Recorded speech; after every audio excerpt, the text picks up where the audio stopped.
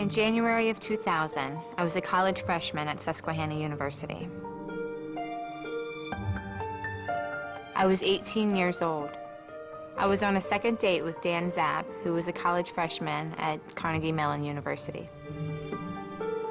My mom had a suggestion for us to just maybe walk around my town, go down to the marina. Dan and I, we just stopped and we're talking. We started picking up some stones and trying to skip some stones.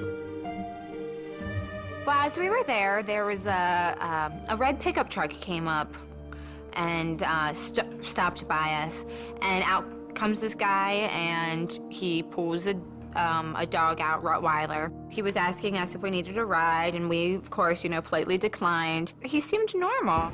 He got back in his truck, and as we continued walking, this guy must have turned his truck around behind us, and he comes up next to us, off to our right, and blocks our path.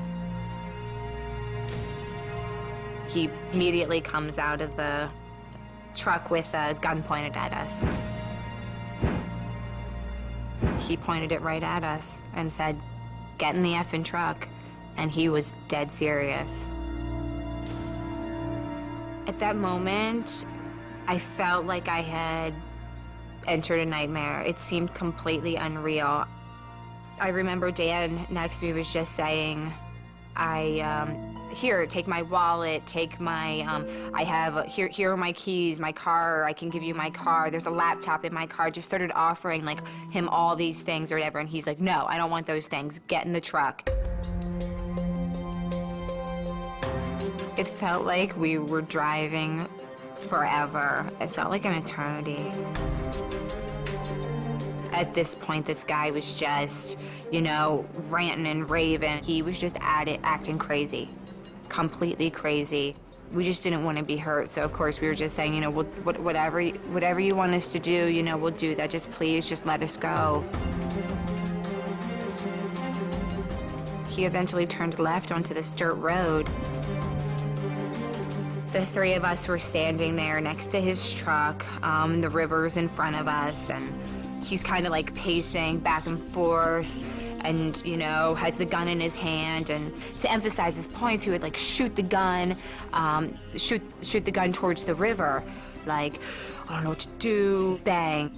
"You guys have seen my face, what am I gonna do with you guys?" Bang. When I first heard the gunshot go off, bang, it became more serious. Bang, this guy really has the potential to end my life. I thought we were both gonna die. 48 Hours presents Live to Tell.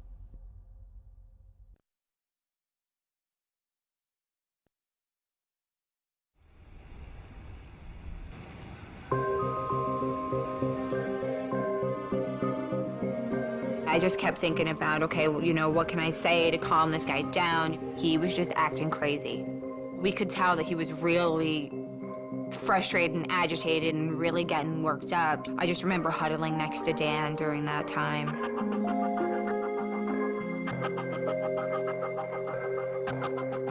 When he was shooting his gun, he was shooting it into the river. It was almost as though he was doing it to scare us, and it did.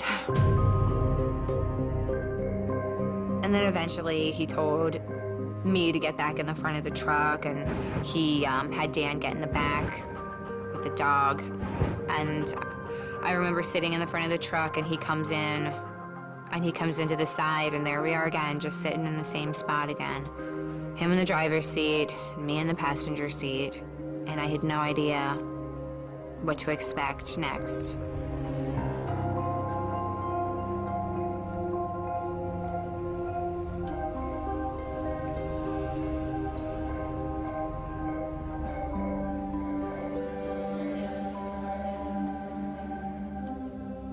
Well, as we were sitting there and waiting, he looks over at me and he says, "So, you said you'll do anything." And right in that instant, I knew exactly what he was talking about. And I knew right then that I was going to be raped. And I kind of just nodded my head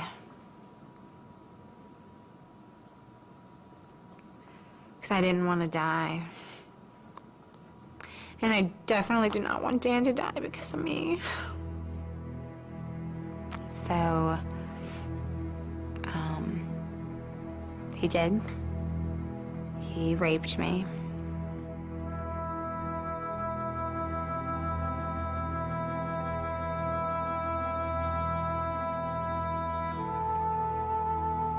And he took his gun and he kind of pointed it down for us to, he said, go walk down there, which would be walking down towards the river. So Dan and I, you know, grabbed a hold of one another and we started walking down towards the river. And I was praying that he had gotten what he wanted from me, you know, that he was going to let us go. And then I heard the gun go off again. And then I saw Dan fall down, and he fell down right in front of me. There was blood coming out of his mouth, and I knew that if Dan had gotten shot, I was gonna get shot. I was next. I mean, I immediately kneeled down, and Dan and I, we said, I love you, and we said goodbye to each other.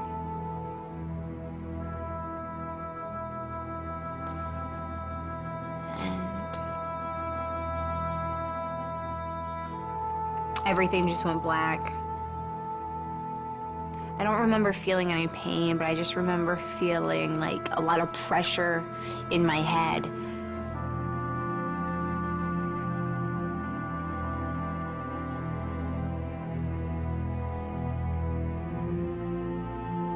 The next thing I remember is waking up and I was in the river, and my whole body was just, I guess, numb. Like I really just couldn't feel anything at all.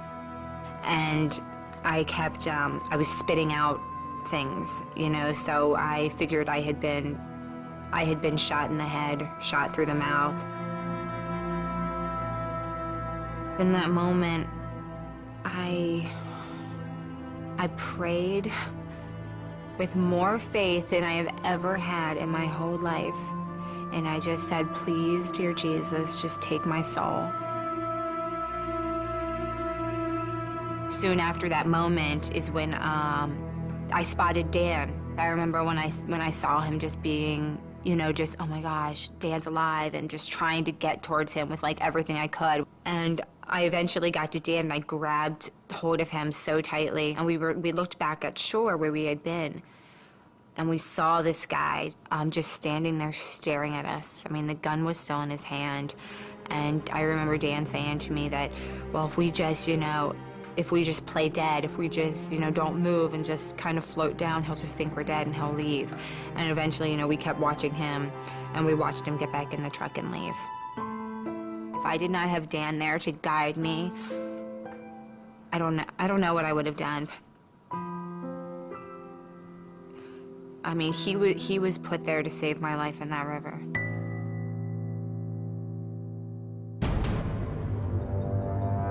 I was sitting in my truck and looked upstream, and I saw two objects coming. I saw that it was two people, and when they got down to me, I stepped in the water and reached out and got a hold of his hand and pulled him into shore. And then I saw that they were both shot in the head. At that point, neither one of them could talk. They were shaking violently. I had to get help at that point. And it happened, the car coming down there, and I stopped them. And I told them what happened, and I said, you gotta go uptown here and get help. Dispatch 27, can I help you? Yes, I'm down in where the Gut Road starts. There's two young teenagers down here shot. At that time, he started to bleed very bad, and he couldn't talk. The blood was choking him, and he just couldn't talk. I thought they'd be lucky if they can make it.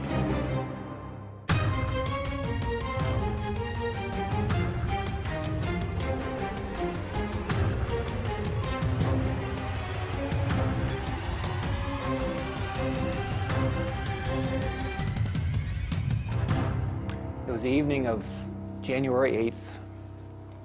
I had a phone call that Danny's been shot in the face. I opened a drawer on the way out the door, and I picked up a photograph that I carried in my lap with a cell phone.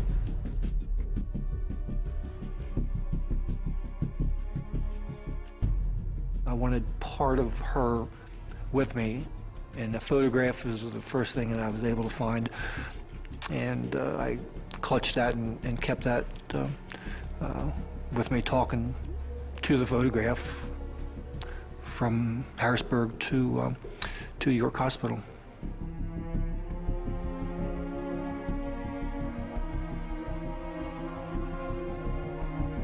During the drive down, I could only pray that she would be okay. I had no idea if I was going to ever see Danny alive again, would ever get to hold her again.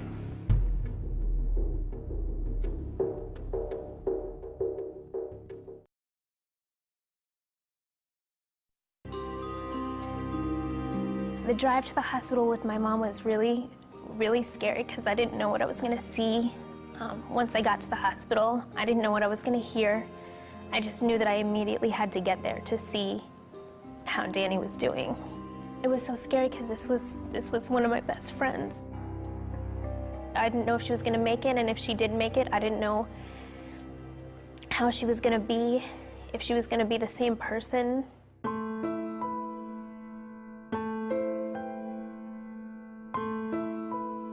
I met Danny on the first day of freshman orientation at Susquehanna University. One of the first things that I noticed about her was that she was just a really kind-hearted, genuine person, and she had a great personality, and she was just as enthusiastic about college as I was, so I knew that we would get along really well. A couple months into freshman year, a mutual friend introduced Danny to Dan Zapp. She met up with him for dinner, and they had a lot to talk about, and she just really felt like she had a lot of chemistry with this person, and she couldn't wait till the next time they met up. I didn't know how something like this could have happened. I couldn't imagine who would want to do this to the two of them. We saw Danny's mom there in the hospital. She told us all of the details of the injuries. My first reaction was that the two of them were not going to make it. I thought that the shot to each of their heads would kill them.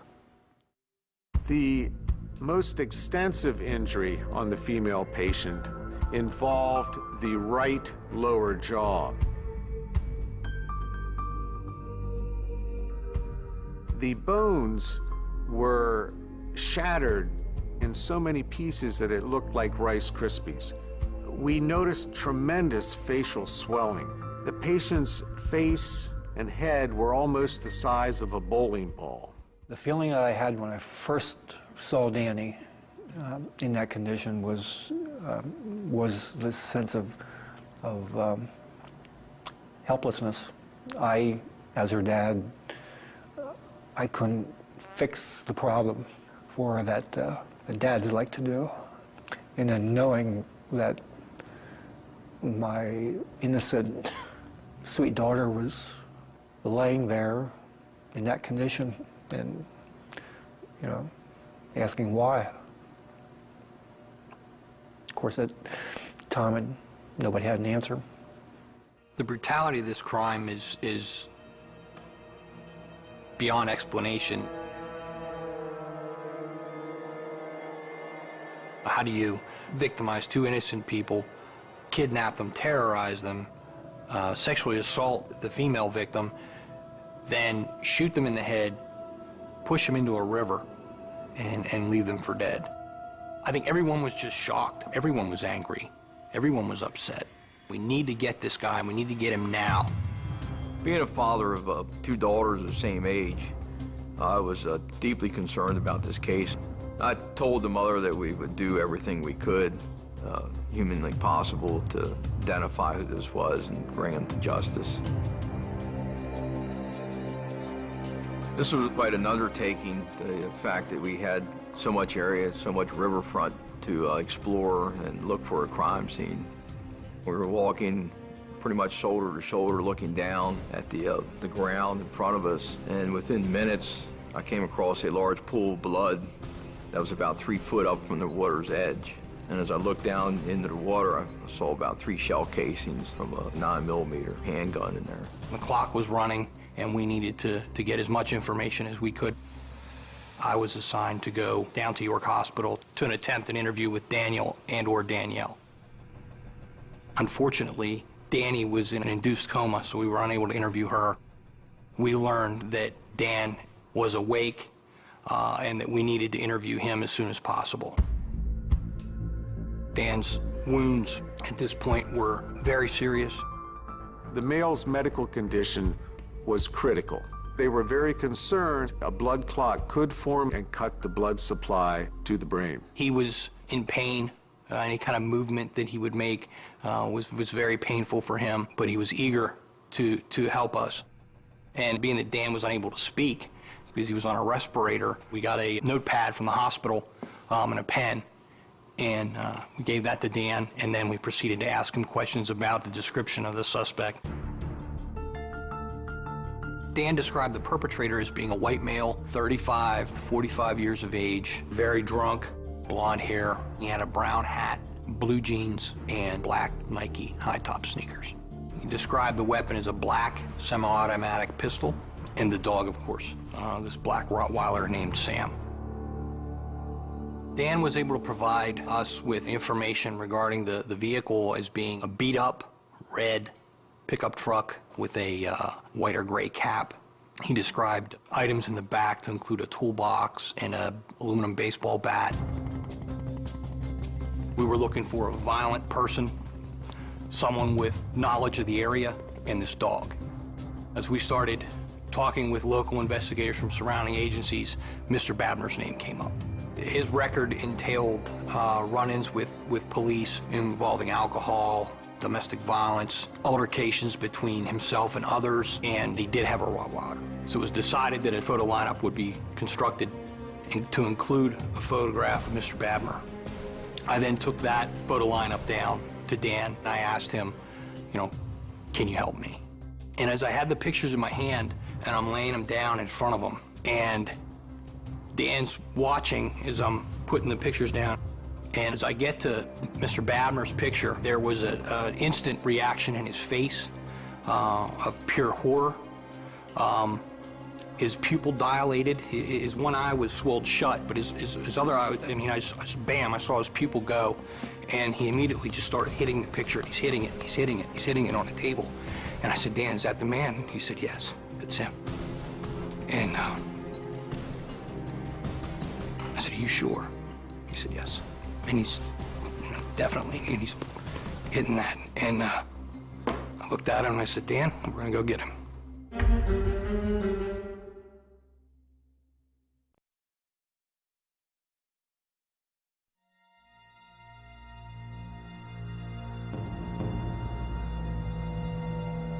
When I was in the hospital, I had one hallucination after the other because of the pain meds. I was flipping out. I was so scared. And the nurses had to come in and calm me down. At one point, I was seeing bloody images everywhere. I saw like a woman hanging with blood running down her face. It was like blood was everywhere. She would doze off for 10, 15 minutes at a time, and when she would wake up, she would be pointing into an area like there was something there, and she would write down on the paper or draw what she saw, floating bodies in the air, bloody faces. It was hard to sit there and again not be able to help, only to comfort her in the best way that I could by holding her hand.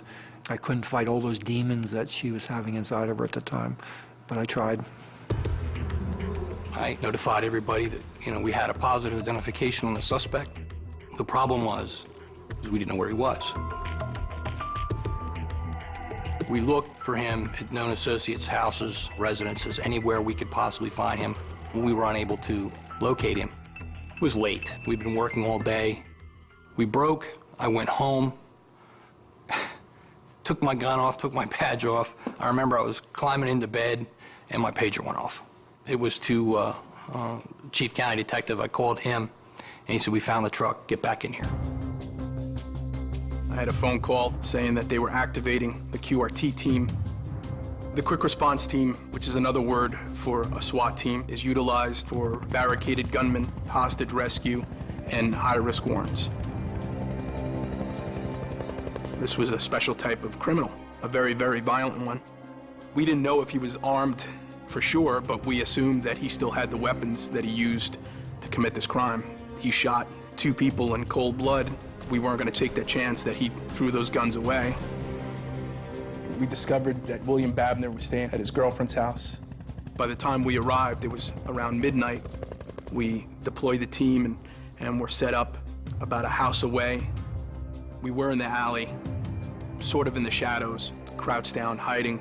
Snipers were set up to cover the front of the house. Sometime early in the morning, a female left the residence, and she gave a whole bunch of information about who was left in that apartment. It was learned that at around 8 o'clock in the morning, Mr. Babner's girlfriend's youngest child would be coming out to get on a bus. The plan was that once that child got on the bus and that bus started taking off down the road, that we were to assault. We're hearing the snipers looking down at him. Okay, we have an open door. There's a child. There's a man. Yes, it's Babner. He's in the door. We're still waiting, and we're hearing the child's going down the stairs. The child's getting on the bus. Go, go, go. I was about the 3rd man through the door.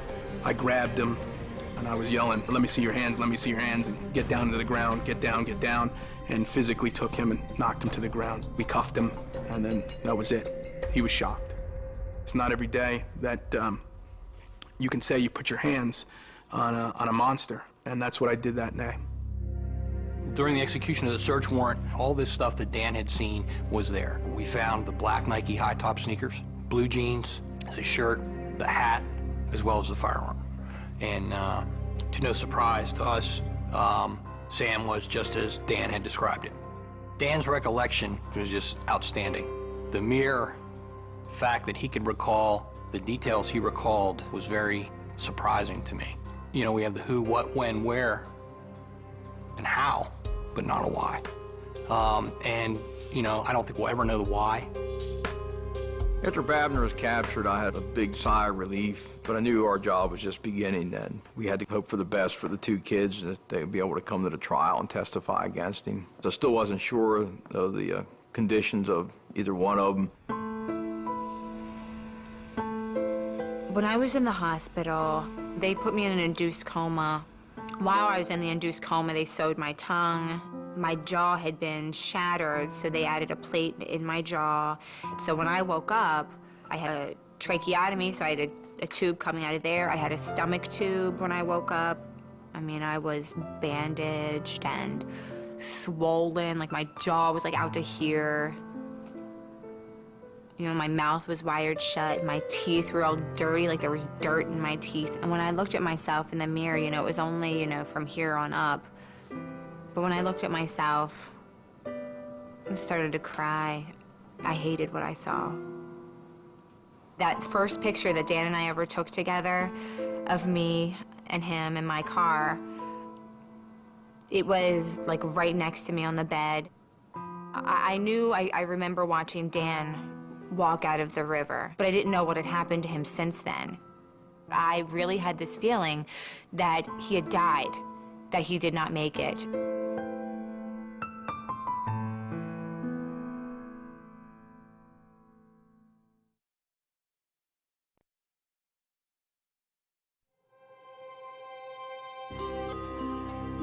When I woke up in the hospital, I kept asking my family, you know, where's Dan? How's he doing? And my family kept saying, you know, he's alive, he's doing really well, he's right down the hall from you. And I did not believe them.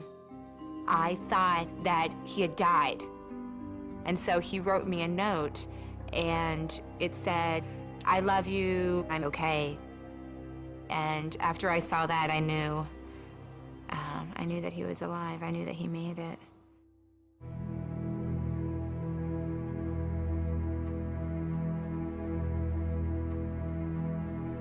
I never had any idea how close I was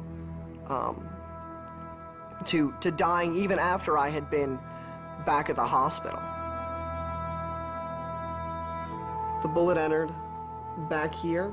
There's a tiny lump behind my ear. And it went straight through my windpipe and out of my jaw, and it exited over here. It wasn't until much later that I heard how the bullet had chipped one of my vertebrae, how the bullet had passed straight through my windpipe. You know, if the bullet would have been another inch or a few millimeters closer to my vertebrae, I could be dead or paralyzed. When I saw the picture the first time, I was scared at first to see his face again, but I was extremely excited, just extremely relieved that I had found him. I knew that this was him. I knew beyond a shadow of a doubt that this was the guy who had shot us. And whether he admitted it or not, these are things that he had done, and he was going to have to pay for them.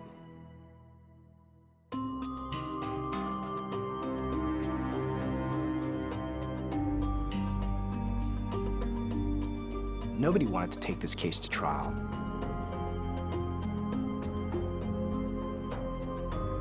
And we certainly didn't want to have Dan and Danielle go through this experience, but he left us no choice. He just wouldn't admit his guilt. He wanted his day in court for whatever bizarre and sick reason, and he got it.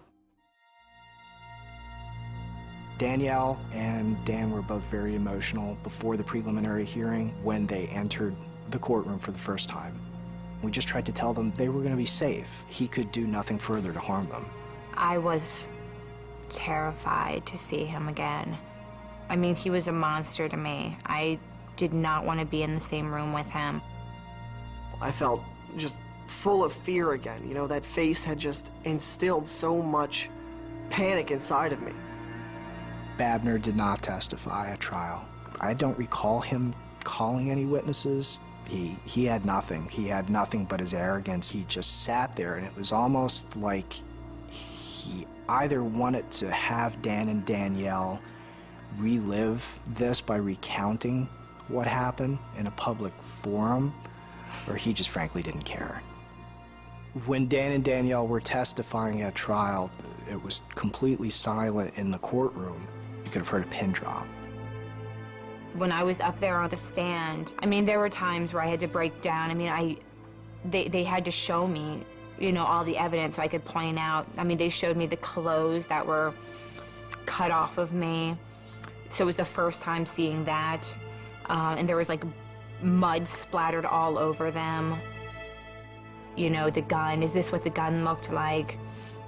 It was a really hard experience, you know, to sit there and share that with everybody. And I knew that, you know, my family was sitting there.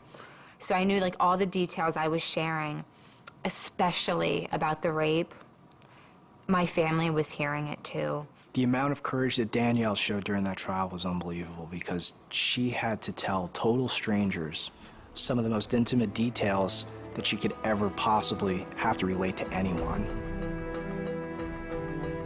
Dan saw the crime from a different perspective than Danielle, so the jury was very interested in what Dan had to say. I was trying to come up with any plan to get us out of that situation. And I thought, all right, I just need to find that way. I just need to find how we're going to escape this, because there's got to be some way to get out of this. And I started to try to plead with him, and I said, you know, sir, I'll give you anything you want if you just let us go. He just told me to shut up. He said, shut up, I don't want to hear it from you. At some point, I realized that they're starting to move around up front. I realized that he's raping her. That was really hard to know that something that terrible was happening to someone that I cared about. And I was that close, but I couldn't, there was nothing I could do about it. After he had raped Danielle, he motioned with the gun and he said, walk down there. You know, walk down by the river. the real gravity of the situation started to hit me. I started to realize that I'm going to die today, that no matter what I try to do, this man is going to kill me, and today is going to be the last day of my life.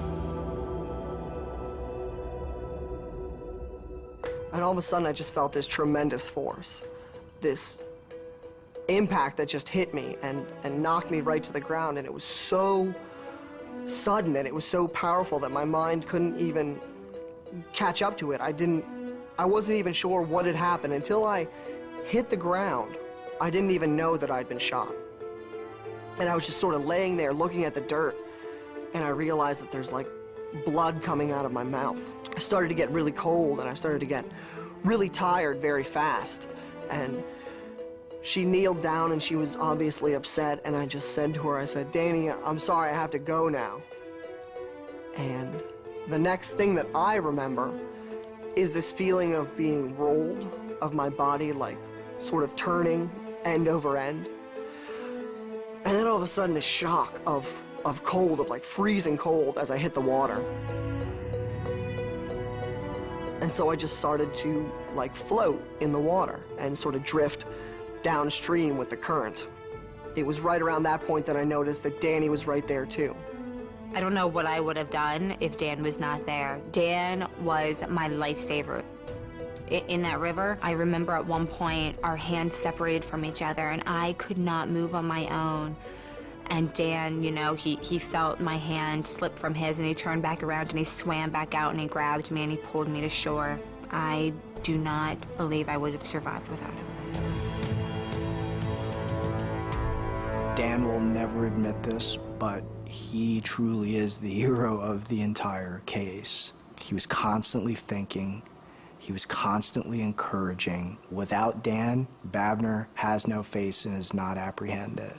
You know, without Dan, Danielle isn't able to swim in the water.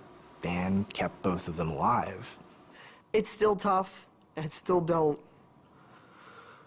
consider myself a hero in any sense.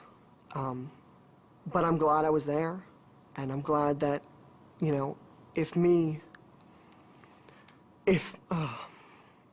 being there meant that, you know, she survived, then I'd do it again. I'd do it 1,000 times.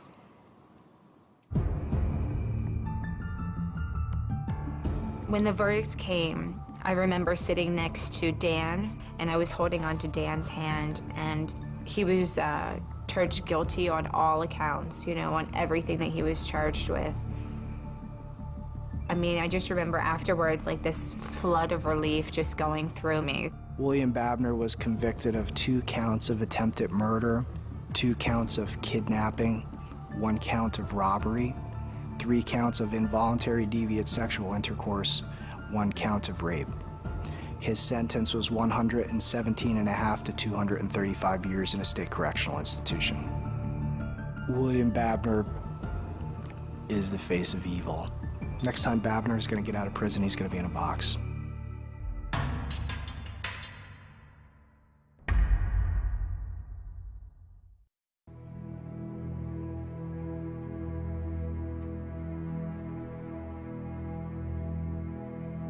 Danielle and I stayed in touch after the incident, and we tried to talk occasionally, but our relationship wasn't anything like it was before. It was like every time that I talked to her, I had to bring up the past all over again. I had to think about all the things that I thought I had done wrong, all the ways that I couldn't save her and I couldn't get us both out of that situation. And most of the time I couldn't stand it. And over a period of time, I started to pull further and further away.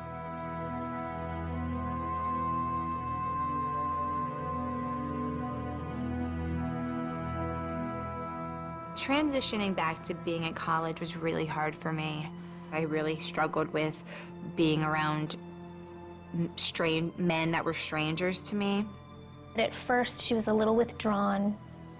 You know, she was very scared. She didn't want to walk alone at night. She did have a lot of nightmares, and it was upsetting for all of us because we really wanted to help her, and we didn't want her to be scared or sad, but with the circumstances, there really wasn't any other way. That's how she was. I knew, though, in the back of my mind that there was still a lot that I had to do personally in order to, again, feel as though I could, live again.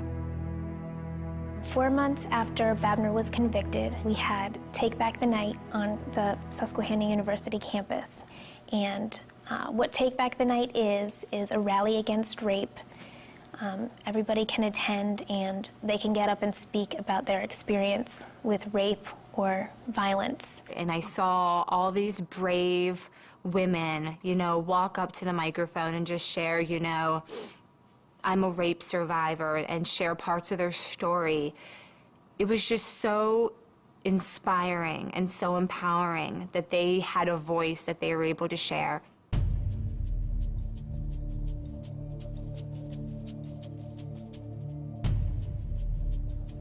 There was about 10 minutes of silence.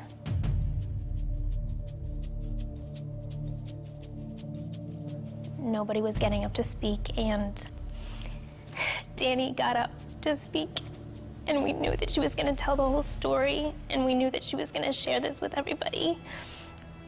And that was probably the most emotional moment for all of us, because you could kind of see the bravery in Danny and the growth that she was making and how strong she was. She just got up there and she told the whole story, and it just really moved everyone, and it really moved all of us. And we were so proud of her. We were really, really proud of her.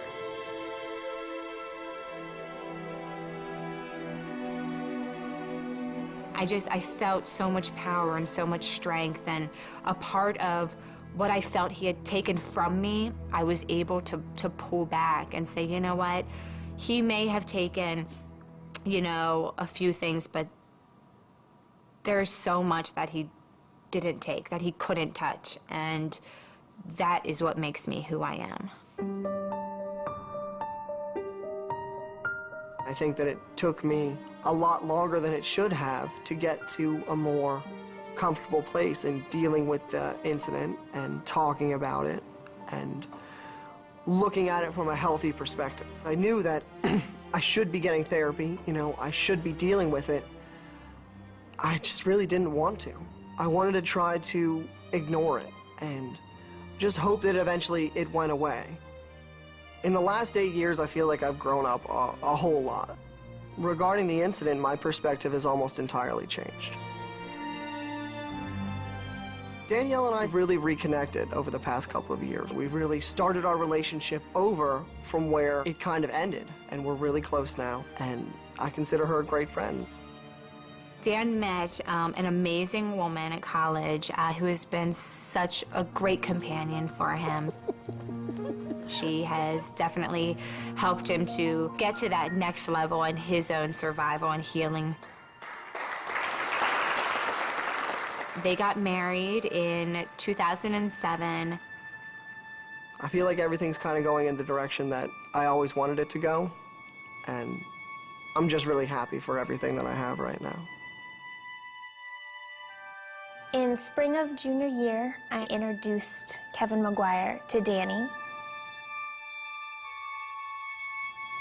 And they connected instantly and dated, fell in love, and he proposed to her just a couple years later.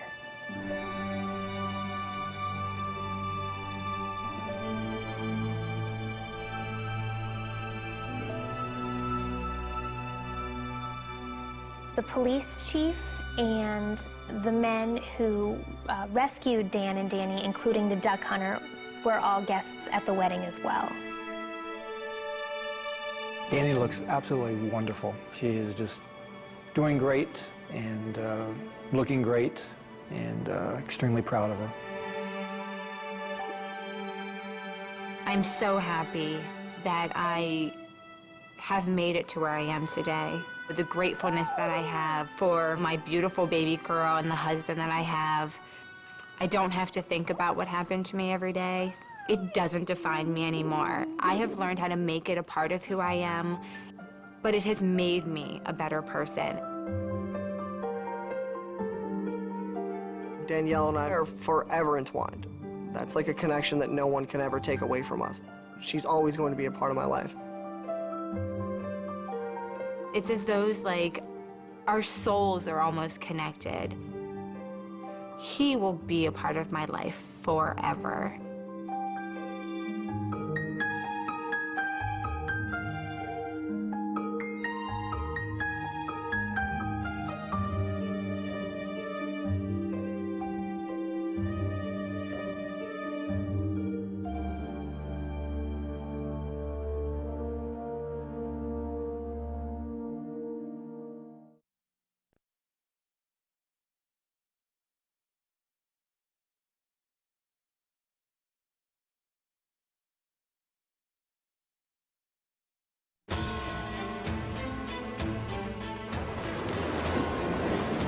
It was John's idea to sail around the world.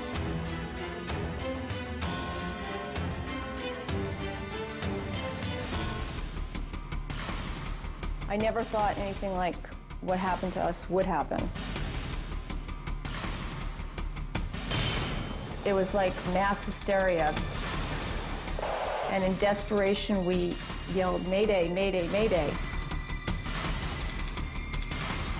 I heard John scream. There was just blood covering the whole deck.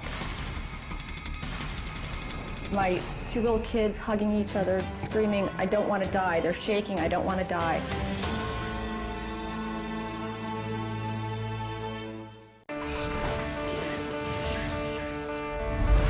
CBS News is very good news.